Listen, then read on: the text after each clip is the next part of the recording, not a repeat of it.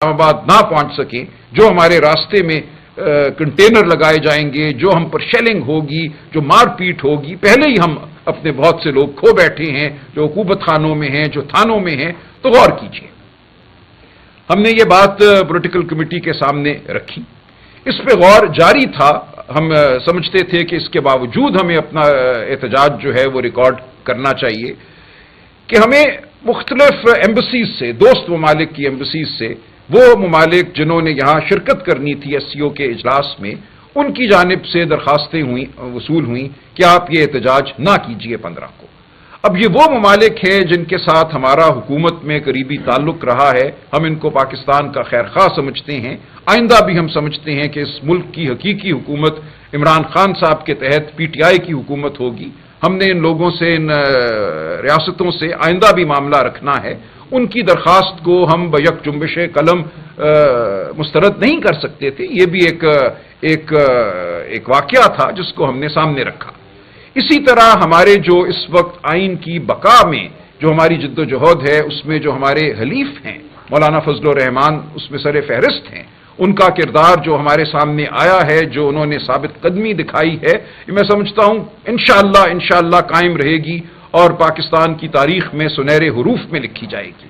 ان کی جانب سے بالخصوص ایک درخواست آئی کہ یہ نہ کیجیے آپ۔ ہم نے کوئی اس پہ جواب نہیں دیا حتمی ان کو، لیکن یہ تمام معاملات ہم نے سامنے رکھے پولیٹیکل کمیٹی کے کہ اب ہمیں کیا کرنا چاہیے۔ ہمارے سامنے خان صاحب کی صحت، ان کی زندگی سب سے مقدم امر تھا۔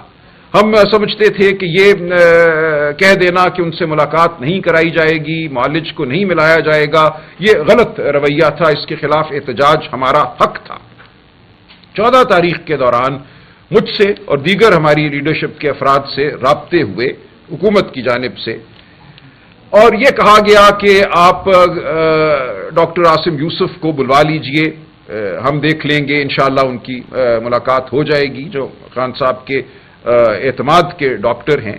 یہ ہماری گفتگو ہوئی۔ عاصم یوسف صاحب ملک سے باہر تھے، میں نے ان کو فون کیا، ان کو ڈھونڈا، درخواست کی، وہ فوراً اگلی فلائٹ لے کر پہلے کراچی اور پھر کراچی سے اسلام آباد پہنچے۔ 14 تاریخ کی دوپہر وہ اسلام آباد آ گئے تھے، اور ہمیں یہ امید دلائی گئی، تقریباً یقین دلایا گیا کہ ان کی ملاقات میں کوئی کباہت نہیں ہے، وہ ایک پروفیشنل ڈاکٹر ہیں، وہ باہر آ کر کوئی سیاسی بیان نہیں دیں گے، کوئی سیاسی میسج خان صاحب کا وہ نہیں لے کر آئیں گے، وہ صرف ان کی صحت کے حوالے سے جو بھی معائنہ کریں گے وہ ایک میڈیکل رپورٹ دیں گے۔ تو ہم اس امر کو بھی ہم نے سامنے رکھا کہ یہ بات ممکن ہے کہ یہ ہو جائے، اور ہمیں کسی حد تک انسانیت کی بنیاد پر یہ امید تھی، یقین تو میں نہیں کہوں گا، امید تھی، کبھی امید تھی کہ ان کو ملنے دیا جائے گا۔ جب یہ سارے عوامل 14 تاریخ کی شام سامنے رکھے گئے، ہمارے 70-75 ایم پی اے حضرات کی درخواست، دوست ممالک کی درخواست، ہمارے جو حلیف جو اتحادی ہیں ان کی درخواست، مولانا صاحب بالخصوص، اور یہ امکان، میں امکان ہی کہوں گا اس کو، کہ ڈاکٹر عاصم یوسف کو ملنے دیا جائے، ان تمام چیزوں کو سامنے رکھ کر میں کہوں گا پولیٹیکل کمیٹی نے ایک فیصلہ کیا، دیانتداری سے فیصلہ کیا۔ میں اس تمام بحث میں میں موجود تھا جو پولیٹیکل کمیٹی میں ہوئی، اور ایک بحث ہوئی، ایسا نہیں ہے کہ یہ ایک آسان فیصلہ تھا، آسان فیصلہ ہرگز نہیں تھا، اس میں آراء تھیں، مختلف آراء تھیں، لیکن حتمی فیصلہ یہی ہوا کہ ہمیں ان تمام عوامل کو سامنے رکھتے ہوئے 15 تاریخ کو جو پروٹیسٹ ہے وہ نہیں کرنی چاہیے۔ ایک فیصلہ ہو گیا۔ اب یہ کسی کا صادر کرنا فرمان کہ یہ فیصلہ بدعہدی پر مبنی تھا، یہ غداری تھا، یہ میں آپ پہ چھوڑتا ہوں۔ جو بات ہوئی، جس طرح ہوئی، وہ واقعات میں نے آپ کے سامنے رکھ دیے ہیں۔ میری نظر میں جو بھی رائے دی گئی، میں اپنی رائے کی حد تک تو ظاہر ہے وثوق سے کہہ سکتا ہوں، صاحبزادہ صاحب یہاں بیٹھے ہیں، دیگر رفقا، ہم سب نے اپنی اپنی رائے پوری دیانتداری سے دی، اور اس رائے کی بنیاد پر ایک مجموعی فیصلہ ہوا۔ اب اگر کوئی اس فیصلے کو بددیانتی پر مبنی قرار دینا چاہتا ہے تو اس کی مرضی ہے، بیانیہ بنانے پہ تو کوئی پابندی نہیں ہے، آپ کہہ سکتے ہیں، کچھ بھی کہہ سکتے ہیں، لیکن جو حقیقت ہے وہ پورے صدق کے دل سے، وضاحت سے اور بغیر کوئی چیز چھپائے میں نے آپ کے سامنے رکھ دی ہے۔ اب یہ ہے وہ صورتحال، لیکن دیکھیں اس سے اب ہم نے آگے بڑھنا ہے۔ ایسا نہیں ہے کہ یہ ہماری سیاست یا ہماری مزاحمتی سیاست جو ہے وہ ختم ہو گئی۔ اس وقت جتنی ضرورت مزاحمتی سیاست کی پاکستان کو ہے، پاکستان کے مستقبل میں جو فلاح ہم دیکھنا چاہتے ہیں اس کو ہے، وہ شاید پاکستان کی تاریخ میں کبھی نہیں تھی۔ ہم ایک تاریخ گھاٹی کے دھانے کھڑے ہیں، اس سے آگے مجھے تباہی نظر آتی ہے۔ یہ ملک مجھے ان لوگوں کے ہاتھ نظر آتا ہے جو نہ تاریخ کا ادراک رکھتے ہیں، نہ معیشت کا ادراک رکھتے ہیں، نہ شرافت کو کچھ سمجھتے ہیں۔ دیکھیے، پاکستان کی تاریخ میں ایسے مواقع آئے ہیں، اتنا کبھی ماحول شاید کبھی بھی نہیں ہوا۔ میں جب ایوب خان صاحب کے دور کو دیکھتا ہوں، اور اکثر ہمیں جو دوست ملتے ہیں حکومتی یا مقتدرہ کے، وہ ایوب خان صاحب کے دور کی بڑی تعریف کرتے ہیں اور کہتے ہیں ہاں بس یہ غلطی ہوئی ایوب خان صاحب سے کہ انہوں نے جبر ذرا کم کیا، زور سے ان کو دبانا چاہیے تھا، جو تحریک سن 69 میں یا 68 میں شروع ہوئی تھی، وہ چاہتے تو اس کو دبا دیتے، لیکن انہوں نے وہاں کمزوری دکھائی۔ یہ ایک وہ بے وقوفانہ سوچ ہے جو مجھے اب اس وقت ابھرتی نظر آ رہی ہے حکومتی ایوانوں میں، کہ جبر سے یہ ملک آگے بڑھے گا۔ ایوب خان کا دور کوئی مثالی دور تھا، کمی صرف یہ تھی کہ جبر کم کیا گیا آخر میں۔ دیکھیں، ایسا نہیں ہے۔ ایوب خان صاحب کا دور شروع کے 3-4 سال اگر ہم دیکھیں تو اس میں ہوئی ترقی، ایک زرعی انقلاب آیا، باہر سے ہمیں ایڈ ملی، پیسے آئے، ہم نے زراعت میں لگایا، زرعی ضرور ایک ہماری جو پیداوار تھی اس میں اضافہ ہوا۔ اس کے بعد 1962 میں ایک ایسا آئین دیا گیا جس میں نہ بنیادی حقوق تھے، نہ عوام کو ووٹ دینے کا براہ راست حق تھا۔ وہیں سے تخریب اور بگاڑ شروع ہو گئی۔ حبیب جالب نے اپنی نظم لکھی، پورا نظام ہل گیا، میں نہیں مانتا، میں نہیں جانتا، آپ سب جانتے ہیں اس صبح بے نور کو، اس ذہن کی لوٹ کو۔ وہاں سے حالات بگڑنا شروع ہوئے۔ پھر محترمہ فاطمہ جناح کے ساتھ ایک الیکشن کیا گیا، اس میں محترمہ کو دھاندلی کے ذریعے ہرایا گیا۔ اس کے بعد جب آپ دھاندلی اس سطح کی کر دیتے ہیں تو آپ کا کوئی اخلاقی جواز نہیں رہتا حکومت میں رہنے کا۔ ایوب خان صاحب اپنا اخلاقی جواز 1964 کے آتے تک کھو چکے تھے۔ اس کے بعد تباہی ہوئی، ایک جنگ آپ نے برپا کی ملک پہ، وہ بھی ایک پیچیدہ معاملہ ہے 1965 میں۔ اس کے بعد اگر آپ دیکھیں تو اس ملک کی معیشت نے صرف تنزلی کی جانب رخ کیا۔ تھوڑا سا ہمیں علمی ایک پیرایا اپنانا چاہیے اس گفتگو میں۔ سرتاج عزیز صاحب اس وقت پلاننگ کمیشن میں تھے، ان کی کتاب اگر آپ پڑھیں، میں سب کو دعوت دوں گا، بٹوین ڈریمز اینڈ ریالٹی۔ وہ یہ کہتے ہیں کہ ہم پلاننگ کمیشن میں بیٹھے ہوئے ایوب خان کے دور میں یہ سمجھ رہے تھے یہ IMF سے لون آ گیا، یہ امریکہ نے پیسے دے دیے، یہ روس نے کہا کہ سٹیل مل لگا دیں گے، اب تو پاکستان کے وارے نیارے، اب تو ہم ترقی کریں گے۔ پاکستان چل پڑا، دوڑ پڑا، اور پھر کہتی ہے ایک دن بھگ کر کے سب کچھ اڑ گیا۔ ہمیں پتا چلا کہ لوگ تو بہت ناخوش تھے۔ مشرقی پاکستان ہو یا مغربی پاکستان ہو، جو تحریک یہاں چلی 1968 کے بعد، وہ ایک تاریخی نوعیت کی تحریک تھی۔ تو کہتے ہیں ہم جب بیٹھ جاتے ہیں ان اونچے ایوانوں میں تو ہمارا رابطہ رشتہ عوام سے کٹ جاتا ہے۔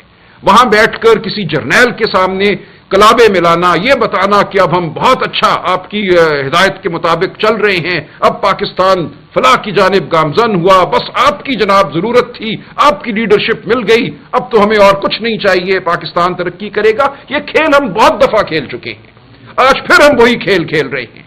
آج پھر ہم یہ سمجھ رہے ہیں کہ جبر کے ذریعے پاکستان ترقی کرے گا۔ جو اس کو ایک ضرورت تھی ڈنڈے کی، وہ ڈنڈا مل گیا، اب ڈنڈا چلاؤ، ڈنڈے سے پاکستان میں نہریں بہیں گی شہد کی اور دودھ کی۔ ایسا نہیں ہوگا۔ آپ پاکستان کو صرف اور صرف تباہی کی جانب لے کر جا رہے ہیں۔ جو آپ جبر کا نظام برپا کر رہے ہیں، جو شرافت کو آپ تار کر رہے ہیں، اس کا نتیجہ تباہی کے علاوہ کچھ نہیں ہوگا۔ ہم ہرگز ایک انتشاری جماعت نہیں ہیں، ہمیں کہا جاتا ہے انتشاری ہیں۔ میں کہتا ہوں شہروانیوں میں آج انتشار ہو رہا ہے، بڑے ایوانوں میں، یہ میں نے کہیں اور بھی کہا، میں اس کو آج پھر دہراتا ہوں۔ جو آپ آئین اور قانون اور شرافت کی دھجیاں بکھیر رہے ہیں، انتشار وہ ہے، انتشار وہ نہیں ہے جو بچے احتجاج کرتے ہیں تو آپ ان کو مارتے ہیں۔ احتجاج وہ نہیں ہے جب آپ ایک قومی لیڈر کو بند کر دیتے ہیں کال کوٹری میں اور اس کے بعد خلاف اس جبر کے خلاف آواز نہیں اٹھانے دیتے، وہاں آپ آنسو گیس برساتے ہیں، ڈنڈے برساتے ہیں، لوگوں کو گرفتار کرتے ہیں، بغیر مقدموں کے کال کوٹریوں میں ڈالتے ہیں۔ 7 دہشت گردی کے مقدمے میرے خلاف قائم کیے گئے ہیں پچھلے ایک ہفتے میں۔ آج میں ہر روز کسی عدالت میں جاتا ہوں یہ بتانے کہ میں دہشت گرد نہیں ہوں۔ تو یہ آپ نے رویہ اپنایا ہے، آپ چاہتے ہیں کوئی آواز بلند نہ کرے، آپ چاہتے ہیں کوئی گفتگو نہ کرے، کوئی آئین کی بات نہ کرے، شرافت کی بات نہ کرے، تو یہ معاملہ کیسے آگے بڑھے گا؟ اس لیے اب ضرورت ہے کہ ہم سب رک جائیں۔ جو آئینی ترمیم کا ایک ڈھونگ کھیلا گیا، جس کی وجہ سے یہ جبر پچھلے جو چند دنوں کا ہمیں نظر آتا ہے، 63A کا فیصلہ دے دیا قاضی صاحب نے آپ کو، کہا کہ ہاں جو منحرف ہوگا اپنی جماعت سے اس کا ووٹ سر آنکھوں پر اٹھایا جائے گا، اس کو گنا جائے گا۔ اس فیصلے کا اس وقت مقصد صرف یہ تھا کہ وہ بازار گرم کیا جائے بے شرمی کا جو آج گرم ہے، لوگوں کو اغوا کیا جائے، مارا پیٹا جائے، بہنوں بیٹیوں کو پہ ہاتھ اٹھایا جائے تاکہ ووٹ ڈلیں اور وہ ووٹ جو ہیں اس آئینی ترمیم کا باعث بنے جس کے ذریعے شاید نوکری کو طول مل جائے کسی کی۔ تو ہم کہتے ہیں ایسا آپ نے جو کیا بہت برا کیا، نہ آپ کی نوکری کو طول ملے گا، عزت تو خیر گئی۔ آپ اگر چاہتے تھے کہ ملازمت کرتے رہیں کچھ عرصہ اس ملک میں اور اس ملک میں وہ فیصلے دیتے رہیں جو مقتدرہ کے من پسند ہیں، تو انشاءاللہ یہ نہیں ہوگا۔ پاکستان کی عوام کھڑی ہے، پاکستان کی عوام سڑکوں پہ بھی آئے گی، اور دیکھیے سڑکوں پہ لیڈر نہیں لاتے عوام کو۔ یہ ایک کہنا کہ سلمان راجہ اگر ڈی چوک پہ پہنچ جاتا اور 4 گھنٹے وہاں تقریر کرتا تو انقلاب آ جاتا، ایسا کہاں ہونا تھا؟ شیل مار کر آپ نے تو علیمہ بی بی کو 20 سیکنڈ وہاں کھڑے نہیں ہونے دیا، ان کو اٹھا کر لے گئے، ڈاکٹر عظما کو اٹھا کر لے گئے۔ یہاں تو وہ ماحول ہی نہیں ہے کہ آپ کوئی گفتگو کر سکیں، کوئی آواز بلند کر سکیں۔ جب ریلا آئے گا تو وہ عوام خود ریلا لے کر آئیں گے، آپ دیکھیں گے۔ یہ سمجھ لیا گیا ہے کہ جو بنگلہ دیش میں ہوا، جو مصر میں ہوا، جو سری لنکا میں ہوا، وہ کبھی پاکستان میں نہیں ہوگا، وہ ہوگا۔ میں آپ کو یقین دلاتا ہوں کہ ہم سب غیر اہم ہو جائیں گے، عوام خود اٹھے گی حق کا پرچم تھامے، عوام خود اٹھے گی اپنے حقوق کے لیے۔ ہم کھڑے ہیں، ہم عوام کی آواز بنیں گے، ہم فکری رہنمائی دیں گے۔ اگر ضروری ہوگا تو میں چھلاوا بن کے ڈی چوک پہ شیل بھی کھا لوں گا، جتنا میں کھا سکتا ہوں 58 سال کی عمر میں گلیوں میں بھی دوڑ لوں گا۔ لیکن یہ معاملہ نہیں ہے، معاملہ اصل یہ ہے کہ آپ عوام کی تضحیک کر رہے ہیں، آج آپ عوام کو غیر اہم سمجھ رہے ہیں۔ آپ سمجھتے ہیں کہ کوئی آپ کا اور اشرافیہ کا معاہدہ ہے اس ملک کی، اس کے تحت وہ ترقی ہوگی جو 77 سال سے ہو رہی ہے، جس سے عوام کو کچھ نہیں ملا۔ آج بھی عوام بھوکی ہے۔ اس ملک میں 8 کروڑ لوگ ہیں، بچے ہیں 5 سے 15 سال کی عمر کے، اس میں سے صرف 10 لاکھ بچے جاتے ہیں بیکن ہاؤس اور سٹی سکول اور گرامر سکول اور دیگر جو آپ کے سکول ہیں۔ 7 کروڑ 90 لاکھ بچے کہاں جاتے ہیں؟ ان کو کیا تعلیم دی جاتی ہے؟ جب وہ 18 19 20 21 22 سال کے ہوتے ہیں تو ان کے ہاتھ میں کیا ہنر ہوتا ہے؟ یہ ہے وہ وجہ جس کی وجہ سے اس ملک میں غم ہے، اس ملک میں غصہ ہے۔ آپ نے پوری ایک جنریشن، ایک پود ایسی پیدا کی جس کو آپ نے نہ تعلیم دی نہ صحت دی، اور اس کو یہ کہا کہ اب تم موبائل فون پہ خواب دیکھو۔ غصہ ہی اس کا انجام ہونا تھا، اور وہ غصہ ہے، وہ غصہ پنپ رہا ہے، وہ غصہ پھٹے گا۔ اس غصے کا واحد میں کہتا ہوں حل یہ ہے کہ آپ عوام کو گلے لگائیں، اس ملک میں آپ وسائل کی تقسیم دوبارہ کریں، آپ سکول اور ہسپتال عوام کے لیے بنائیں، آپ بڑے بڑے سکول اور بڑے بڑے ہسپتال صرف اشرافیہ کے لیے نہ بنائیں۔ پاکستان کی عوام جس نے 8 فروری کو ایک خاموش انقلاب برپا کیا اپنے ووٹ کے ذریعے، اسی لیے کیا کہ وہ عمران خان کو نجات دہندہ سمجھتی ہے، وہ سمجھتی ہے کہ عمران خان اور پی ٹی آئی ان کے تحفظ کے لیے، ان کے حقوق کے لیے لڑیں گے، اور ایسا ہی ہوگا، ہم لڑتے رہیں گے۔ ہم پہ جو تہمت لگانا چاہتے ہیں یہ ایک بالکل سوچا سمجھا ایک منصوبہ ہے کہ تہمت لگاؤ ان لوگوں پر، ان کو عوام کی نظر میں بے قدر کر دو، کر دیں۔ دیکھیے ہماری زندگیاں تو چل ہی رہی تھی، میں اس ملک کا ایک کچھ اچھا بھلا وکیل تھا، میں واپس چلا جاؤں گا، کروڑوں کی وکالت ہے، گولف کورس ہے، وہ زندگی تو ہم جی سکتے ہیں۔ کیا ضرورت ہے ہم سب کو؟ شائستہ بیٹھی ہیں، صاحبزادہ صاحب بیٹھے ہیں، ہم سب اگر چاہیں تو آنکھیں بند کر کے سر جھکا سکتے ہیں، جی حضوری تو ہم سب کر سکتے ہیں، ہم سب سینیٹر بھی بن جائیں گے، اٹارنی جنرل بھی بن جائیں گے، سب کچھ ہو جائے گا ہمارے لیے، لیکن عوام وہیں رہے گی۔ ہم اس لیے نکلے ہیں باہر اپنی زندگیوں کو چھوڑ کر کہ ہم چاہتے ہیں کہ عوام کی بات کی جائے۔ ہم عمران خان کا ساتھ اس لیے دے رہے ہیں کہ وہ حقوق کی بات کر رہا ہے، وہ ان اصولوں کی بات کر رہا ہے جو انسانیت کے لیے اہم ہیں، جو ہمارے آئین اور قانون کے اصول ہیں۔ تو ہم بڑے ادب سے لیکن پورے عزم سے یہ کہتے ہیں کہ ہم کھڑے رہیں گے، ہم لڑتے رہیں گے، ہم آئینی جنگ بھی لڑیں گے، قانونی جنگ لڑیں گے، اور ضروری ہوگا تو سڑکوں پہ بھی لڑیں گے۔ بہت شکریہ۔ کچھ بات شائستہ بھی کریں گی اور صاحبزادہ صاحب۔ بسم اللہ الرحمن الرحیم۔ جیسے بیرسٹر سلمان اکرم راجہ اور حامد رضا صاحب نے بہت ڈیٹیلز میں بات کر لی ہے، میں صرف سب سے پہلے تو شاہ زین جو ہمارے ایم این اے ہیں ان کی مسز کو 4 گھنٹے اغوا کیا گیا اور ایک جگہ پہ رکھا گیا اور ان کو پریشرائز کرنے کی کوشش کی گئی صرف ایک ووٹ کی خاطر، میں اس کو کنڈیم کرتی ہوں۔ دوسری بات، یہ جو امینڈمنٹس ہو رہی ہیں آج ان کو سول سوسائٹیز اور ہیومن رائٹس والوں نے جو ٹوٹلی ریجیکٹ کر دیا ہے، human rights commissions of Pakistan.